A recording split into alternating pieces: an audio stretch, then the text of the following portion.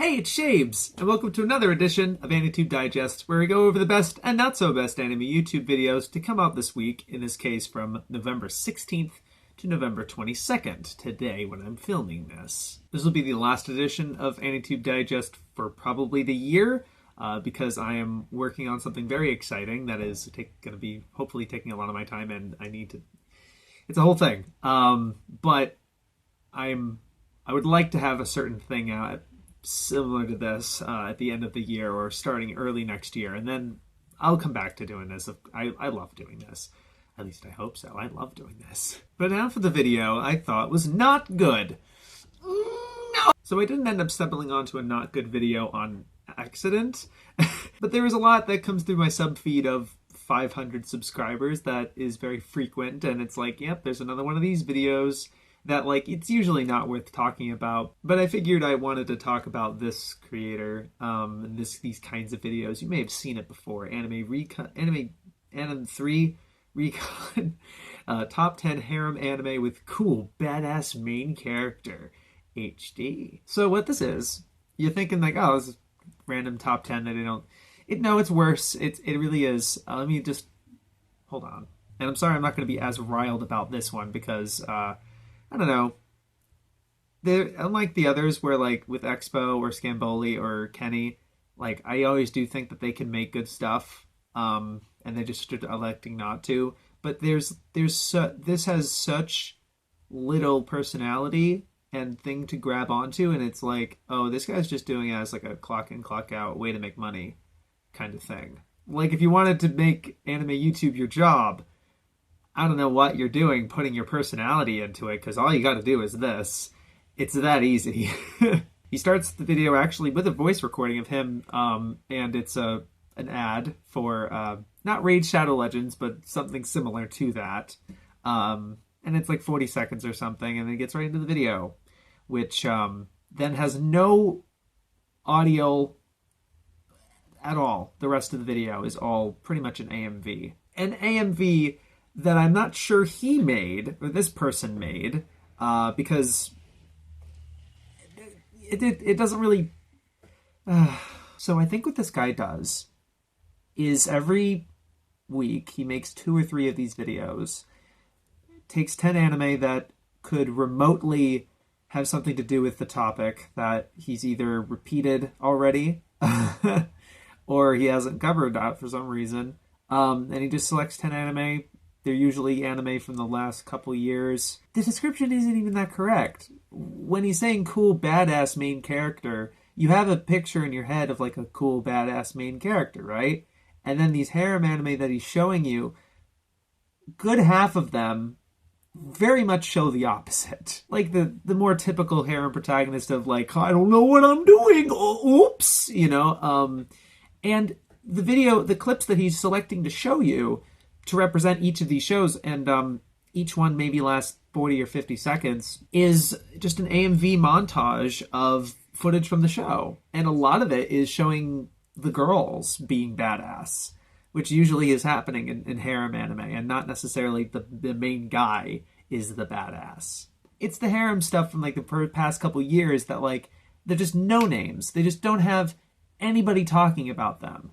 You know? And he's not doing things like what Misty was doing, where he would give like all the information, maybe give a little synopsis, and sometimes genuinely go digging and find some stuff he hasn't covered before. Like Misty actually, you know, as much as people like ragging on his top 10s, at least he put some effort into them. But like, I seriously don't even know if this guy makes his own AMVs, because all of them are very kind of different in style or an AMV at all.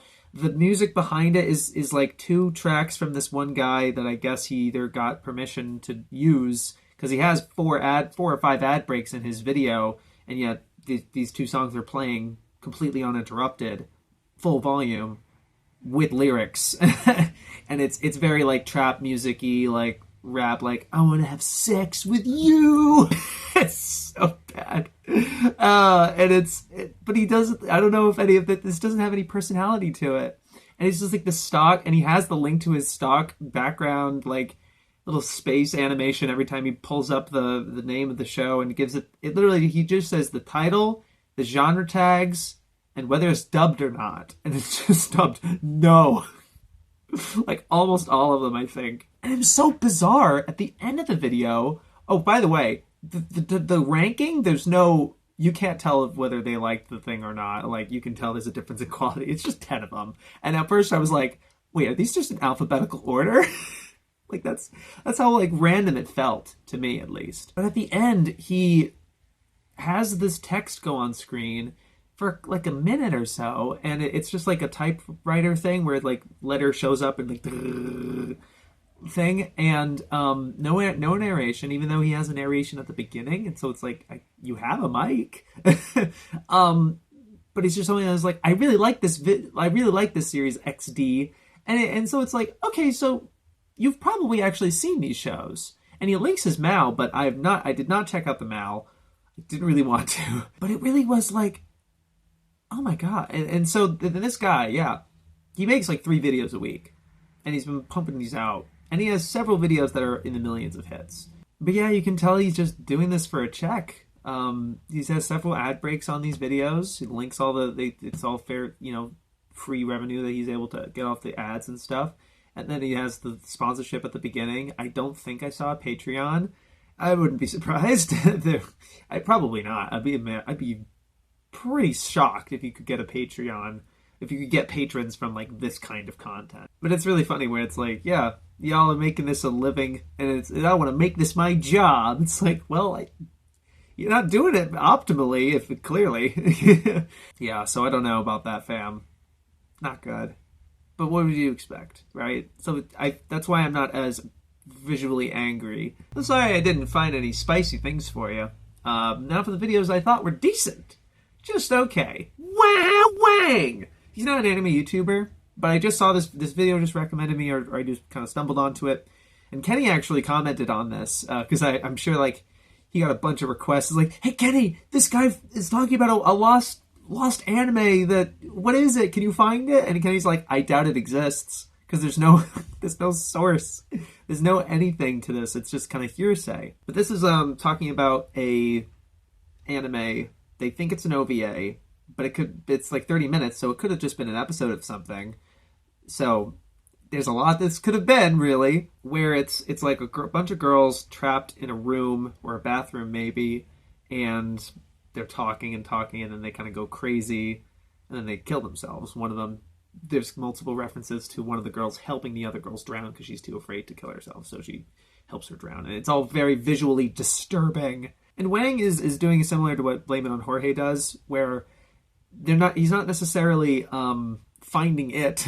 It's like, my searches led me to the, like, he's not doing the searching, but he's documenting the search itself of like 4chan and Twitter threads and other people doing that work and finding it. And I really enjoy those videos because it's a sort of like, it's a real story, but it's something internet related where that feels kind of cutting edge of like, and something that like you're not going to see on TV, but it's similar to, it's like a docu thing, but it's for 4chan and like doing all these, like, I found this YouTube link, but it was locked, and those sort of dive searches is something I really enjoy watching. And I think Whang did a pretty good job articulating it and giving all the evidence, I guess. Unfortunately, it didn't lead to the actual finding of this OVA. I forget what they called it, but you can watch the video to find out.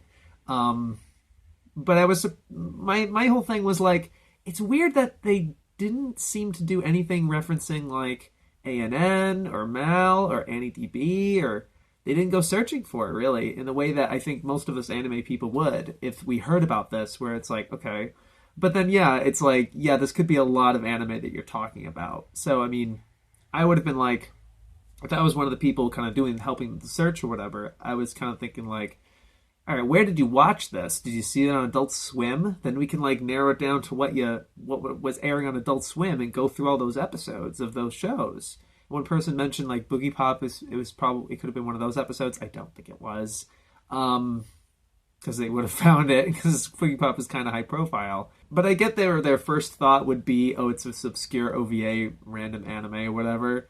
But it very well could have been an episode of an anthology or anything like that, which then leads to like opens the door wide open. It's like there's so much this could be. But you know, I think there could be some better digging.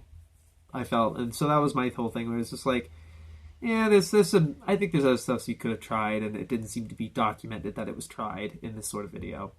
But I did enjoy it. Evanito, hello.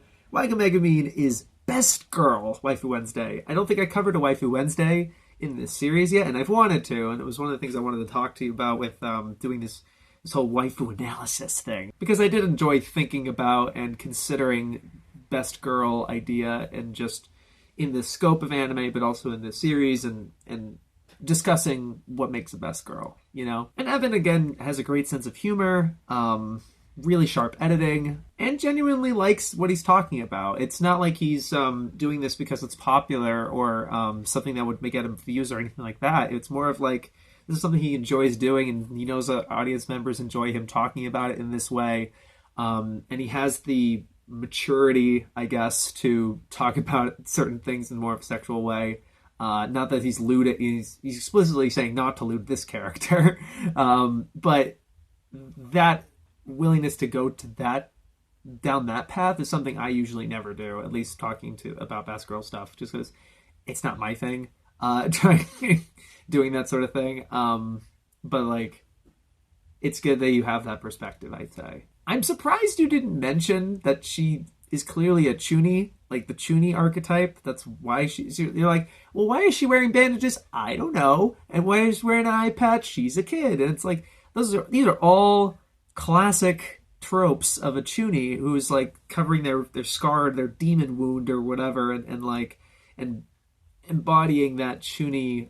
I guess the only word I can think of, really, it's just pretending you're somebody greater than you actually are. And I think that would fit really well into her character as being kind of over the top and grandiose, when she's really isn't. And Konosuba, the show, actually just pokes fun at that. You know, it's great. So I was confused you didn't talk about that, and just general personality stuff of like, you know, she's fun to hang out with or something, like, you know, or just watching her as a character and evolve and stuff. I feel like you talked about her mostly physically, and conceptually, not so much as what she's like in the series itself. Although I get that you are talking in a broader context, like you're taking her out of the context of the show and taking maybe just her design, really, and matching that up against all the other designs and to the same standard you have with these other Waifu Wednesdays, which, like, I feel like you've made a pretty in-depth system if you got to the number 6.4 to rate this waifu here. As a 6.4, I feel like it's a little low. I'm not like a Konosuba stan. I'm not like a Megamine stan. I feel like 6.4 is kind of on the low side. I know it's above average, but come on. But I'm happy you have this corner. I certainly would consider it if you didn't. But I'll leave it to you. But I'm telling you, man, get some older girls. And by older, I don't mean physically age. I mean like from the 80s, from the 90s. You know, get some. I think the oldest character you've talked about is Asuka from Evangelion. And it's like, come on, watch some old stuff. Let me get some love here. Let me get some Nausicaa. Let's get some Noah Izumi, my guy. Noah fucking Izumi, my guy. Up next, KorewaEden. Kaguya-sama, Love is War in Retrospect. A nice title there. And he's talking about Kaguya-sama again, referencing his older videos and stuff.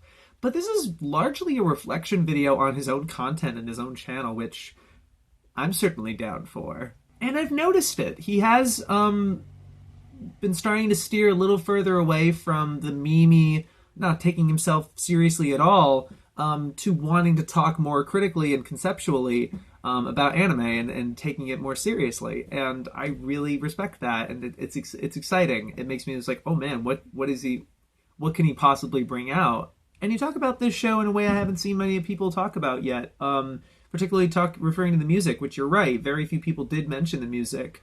And you kind of talk about how important it is for comedy and for a series like this, and also bringing in other shows to relate to that, and kind of establishing a little more of a broader point.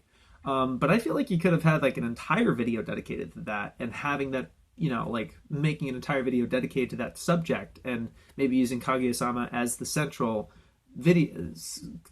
subject, and going through certain examples. But you just kind of cover it as like, for example, I think the music is really incredible, stuff like that. You seem to kind of cover it very lightly, but that's okay, because a lot of it is talking more about your perspective. Is like your videos, your older ones, you're like, this was a good time in my life and I liked making those videos, so they have good memories attached to them, but they're shit otherwise. They're just bad, you know.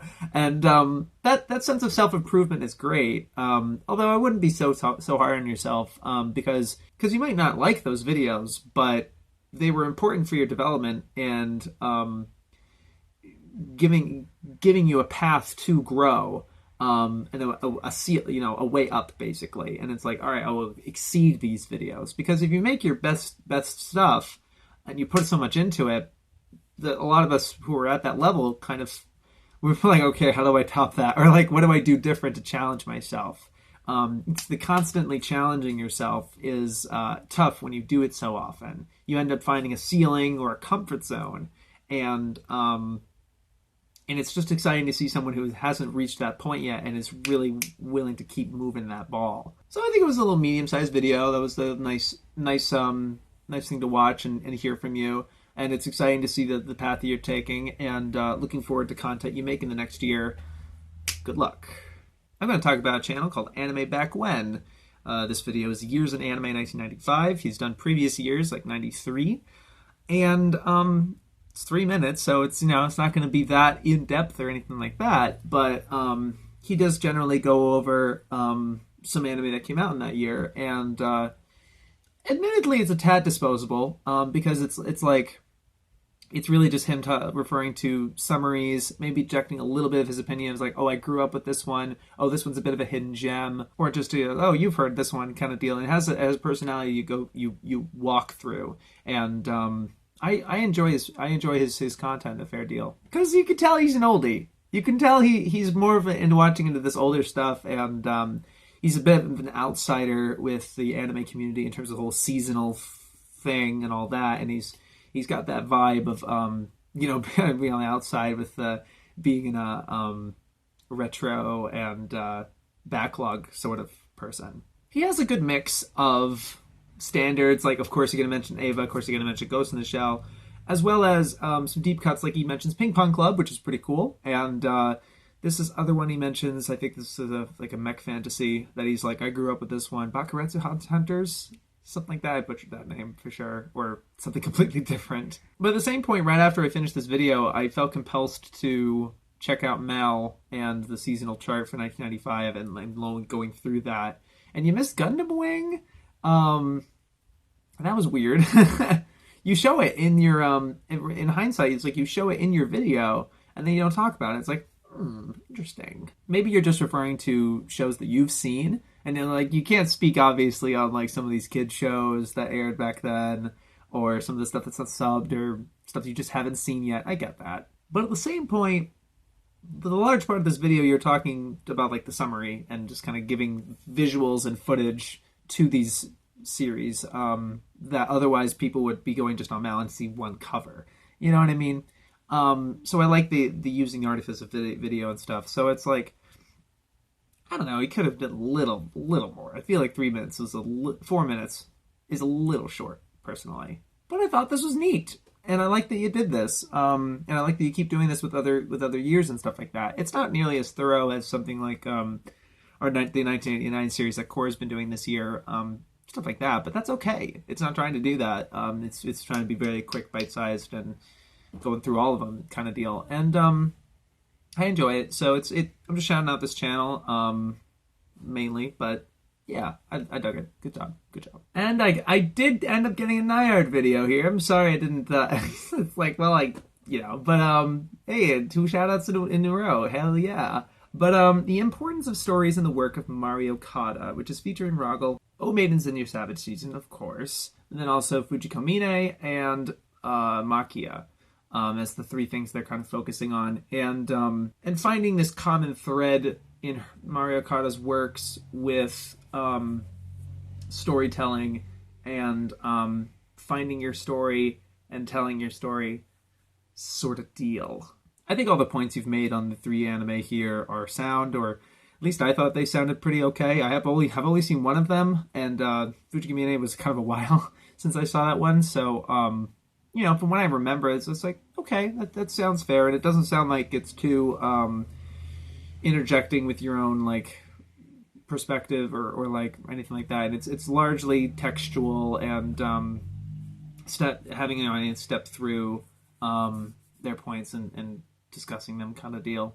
I just didn't know how to feel about titling the video with Mari Okada, and then the first time you mention her name is like 4 minutes into the video, or 6 minutes, and you only really mention her when you translate from one series to another, and you really aren't trying to focus your video on Mari Okada's work herself. It's just the one through line you were able to find with Maiden's Makia and Fujikimine, and that's all well and good.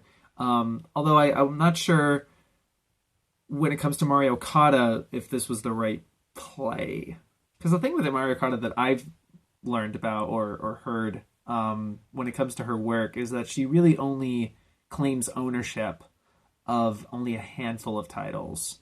Like, she's attached to a lot of anime, and there's only a couple, I think it's like 4 or 5, and she outlined which one she was talking about when she was making Makia. Obviously Makia is one of them because it's an original story that she also directed, but like that's all her, obviously. But Fujikimine, a lot of this could be also given credit to Sayo Yamamoto, the director, as well as any of the other staff that are working on it. There's I think there's different episode directors every time, so there's a lot more people than just Mari Okada working on this. And I know she's doing supervision for the whole series as well, not just series composition, I would imagine.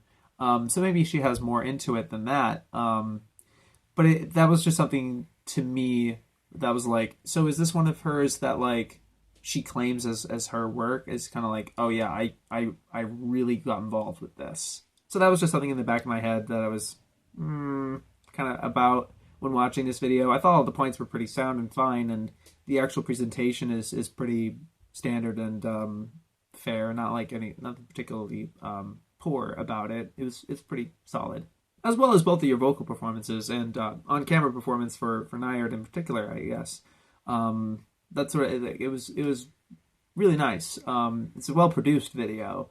There was just things about it where it's like, I was a little unclear about the point, and the whole Mari Okada thing of what her works, how much is she really deliberately putting in, or what's kind of from the source material. Like, I think there's this kind of some things about it, you know what I mean? But I enjoyed the video and recommend you guys checking it out. Hell yeah. Okay, and then I thought these were the best videos of the week. For me. Just for me. Just for me. I really liked this Anime Man video. The Impossible JoJo Pose Challenge with CDawgVA. I wanted to talk about Anime Man's talent, I think, for creating these kind of contests or little competitions for videos. They're really fun. They're not necessarily like informative or anything like that, but I think it's really fun and kind of just whips up that passion for anime and the whole medium in general that I always really like about it. And it might just be trivia, right? And it's like, okay, like, does that really translate to passion? And I think, yeah, because you're showing it's not cynical. You know, these two guys, CDawg and Joey, they're posing ridiculous, whatever, and they're not making fun of the JoJo poses at all. Sometimes they're like, sometimes like, oh, these are crazy, but they're nothing. It's not like ridiculing JoJo at all. It's embracing it, and it's like, this is fun, and it's a cool challenge kind of deal. They said that they would be covering characters and stands from part 1 to part 7 because CDawg hadn't read part 8 yet. But they didn't cite any from part 6 or 7 or part 1, I believe. It was like all 2, 3, 4, 5. It's like, okay, fine, I guess. But that was like, okay. But yeah, I think Joey does a lot of this kind of content with other YouTubers, and sometimes he has like Gigakon and his girlfriend and some other guys like Gaijin Goomba and PewDiePie and whatever, and they're just having a fun game kind of deal.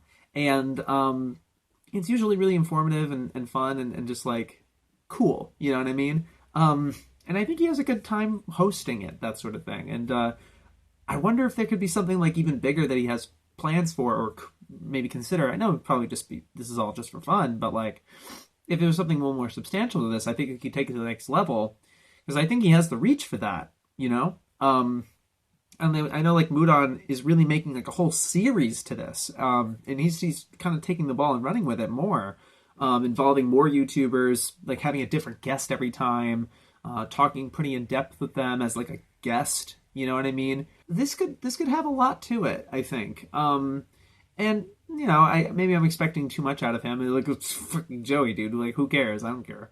But you know, this whole thing with like wanting us everyone to get better the next year, you know, and just keep improving ourselves, or just keep having fun, kind of deal. That's what I was feeling about this video. I was like, yeah, I really like this, and I'm hoping maybe we can do more, taking it next level, kind of deal. And speaking of CDawgVA, I did watch his "So I Moved to Japan" video, and yeah, he did, as well as Gigak and SidSnap, which is just crazy. And CDawg is 23 apparently in this, according to this video, and I'm 2 years older than him, but he doesn't know any Japanese. He just learned hiragana and katakana, but he moved to Japan without being fluent in Japanese. I'm like, are you kidding me? And so it's got me thinking, dude. It's really got me like, is it really that easy? Oh my God. Or maybe he's just insane. I wouldn't put it past him. But it was really cool seeing this side of him. And he says he doesn't open up like this too much, and he talks more personal and stuff. But it was great hearing from that. And you know me, I really like hearing from personal perspectives. And it's a really big step for him. And he kind of describes the process a little bit, not going into too much detail of like the visas and all that, but kind of describing like some of the experiences he's having, and his struggle with being, you know, doesn't want to be rude, so he's just watching everything he says, and he's like, I don't want to be rude, you know, and the whole politeness and everything like that, and interacting with that. And it's great hearing that perspective, and I would love to hear more of that. Like, if there could be like a constant update, like a weekly, like, how's this week, and how's your time in Japan, my guy? Because that's so cool. And like seeing from this perspective, like someone who's just did it, because he was like, I'm single, my work is just in an office, and I can do this anywhere, so why not Japan? I'm like, you're just gonna move to Japan? Are you kidding? What? So it was just so fascinating, and I really want to hear more of this. Please, no, the daily blog or nothing like that. I know you don't really want to do that, but it was just so incredible. And I'm just really excited for him. He even like updates his equipment. He's saying, it's like, I gotta buy a new camera, because like I can't just be shooting on like shitty stuff. I've just moved to Japan, so I have to up my game. And he's like, I've been here for 4 years, so at this point I should know what I'm doing, and I should need to up my game. And that's exactly what I'm talking about. That's the shit I mean with like stepping people's game up, you know, and taking things to the next level, and keep having fun and improving yourself.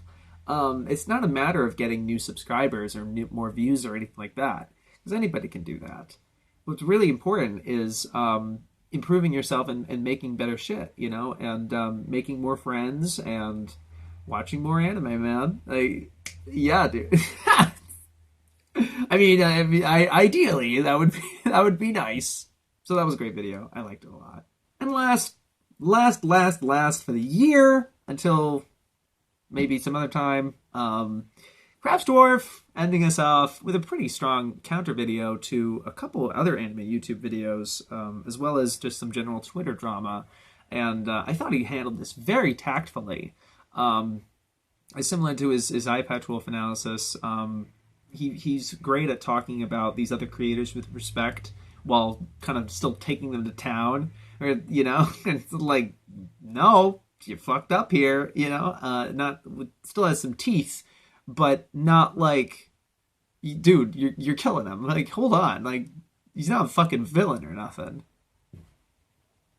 So he's referring to Love Lab's blackface, but just also just generally discussing this idea of problematic, you know. And I was not nearly as harsh on Jack's Monogatari video, but I think Craftsdwarf touched upon similar criticisms that I had, where it was like he just didn't talk about Monogatari. Yeah, he's like, also Monogatari bad, but it's like we should talk about that, and it's just what, but and kind of dismissing his own fans, right? Where he's like, he talked like he's garnered these fans who love Monogatari, and he's attracted this audience, but then he's like, you're bad for liking this. It's not like Jack says that, I don't think, but it's just, but it kind of came off of that, you know what I mean? And totally took down this other guy's Twitter thread on, like, I saw that post with, like, they posted this clip of, like, blackface, whatever, and they're like, cute lesbian rom-com, and he's like, first of all, it's not even a cute lesbian rom-com. It's not lesbian. Like, what are you talking about? What do you mean, guy? And it's just, like, out of context, not even blackface, not even Ganguro. A lot of these, like, he's taking out other people's responses and defenses of this. So it's like, it's Ganguro. It's like, it's not even fucking Ganguro. It's a girl being stupid, and she gets reprimanded for being this stupid. So it's not like the show's advocating this at all. It's like, you idiot. And it's not even referring to blackface, you know? And stuff like that. It's just excellent. I don't know how much he really needed to talk about Zaria's video. I felt like that was a little shoehorned, kind of tacked on inside there. It's like, oh, this is also a bad way of talking about problematic media. And it's like, okay, if you wanted to get into that, sure. But I feel like you didn't, I feel like you didn't take down Zaria's video too well either. Although I get that it's not a great video altogether. But it's just kind of... And he also has that massive correction, was like, I overstated her lack of sources and stuff like that. And speaking of lack of sources, it's true. And I liked your defense of, like, you just have to shut your shit. And it's I look at all the stuff I cite and whatnot. And I'm reflecting on this as I'm making this series right now on Osamu Dezaki. And I will probably cite the some of the interviews and offhand things that I've found with him. But a lot of it is just, like, taking from his Japanese Wikipedia, which those sources just get completely, they're gone. It's just old web articles and stuff like that. And it's also just old interviews. And there's a lot that's, like, cited from the direct, just like he's using this in his work kind of deal. Kind of a whole siphon of information like that. But, like, and it is tough. I think you kind of understate how tough this can be, to be honest with you. Like, some of us, I'm in a group with Zaria as well as Jack, interestingly enough. It's interesting that you bring up that Jack doesn't cite his sources when it's in his other videos, particularly his Violet Evergarden backstage, is making a Violet Evergarden video, and I think his Review Starlight one, I would imagine. Like, stuff that he put a lot of work into. He does cite his sources. So I don't know if he's not, like, this witch of, like, he doesn't cite his, you know. I don't know if you painted him in kind of a negative light a little too much, in my opinion, in that way. But yeah, we're in this commissions group right now. We're just a bunch of translators, and we basically pitch in $37 each to pay this translator to translate these articles for us that we would inevitably use in our videos.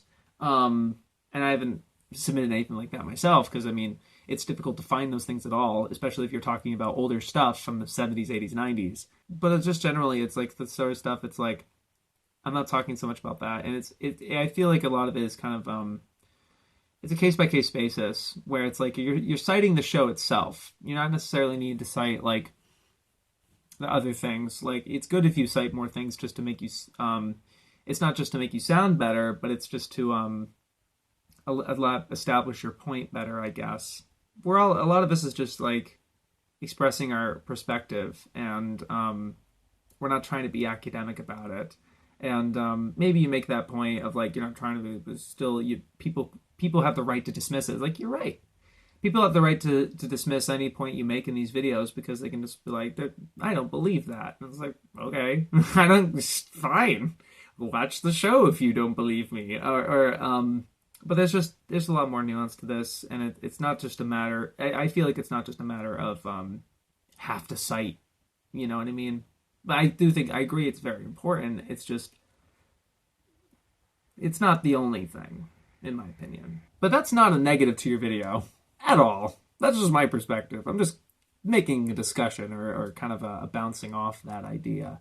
But nothing you say in there is altogether that, like, could have been better, like, decent video. Like, this is probably my favorite video of the week. Although one thing I would also like to mention that was a little weird, and I don't know how I feel about it. At one point, What's avatar pops up and does the little avatar thing where it's just like talk and talk as if What's avatar is talking from me, like is representing you talking. So I was like, wait, did What write this video and is this Craftsdwarf like like performing it and on his channel? What? And then I scroll down, it's like, oh, he edited it. But it was just weird. And then he did it again, where he put his little chibi avatar, like What's chibi avatar, and he's just like this, like, you know, kind of deal. And it was like, so are you disagreeing? it was weird. It was like he put his personality, his character in Craftsdwarf's video that he edited. And I get that he edited, and, you know, you can have your flourishes and people can tell it's a video you edited. That's totally fine. But it's like the equivalent of like Nice's head avatar just like popping in one of Jeff's videos. It's like, unless like Jeff is directly calling him out, it would have been just like, huh? It was a very weird moment. I was like, I've never really experienced that personally. It'd be like one of my avatars popping up in a Unique Name of Sources video as like isn't that weird? Like as if I'm making the point that he's making. It's like, huh? There's some stuff. It was some stuff like that. It was like, okay, but it wasn't enough to take away from the video at all. It was just interesting. So I hope you enjoyed that installment of Anitube Digest, and I hope you look forward to the series that I'm currently working on. It's 13 videos, so I hope that satisfies you animals. And maybe I'll upload something kind of smaller, whatever. I'm not going to make any promises. I did mention on Twitter that I was going to do a 10 best and not so best anime YouTube videos of the year, which is cool and exciting, but I don't know if I'll do it or not because, well, I'm busy. I don't know how this is going to go. I'm doing well so far. But yeah, for the whole year, I guess. Have a good day. Have a good rest of the year for this digest thing. Yeah, peace.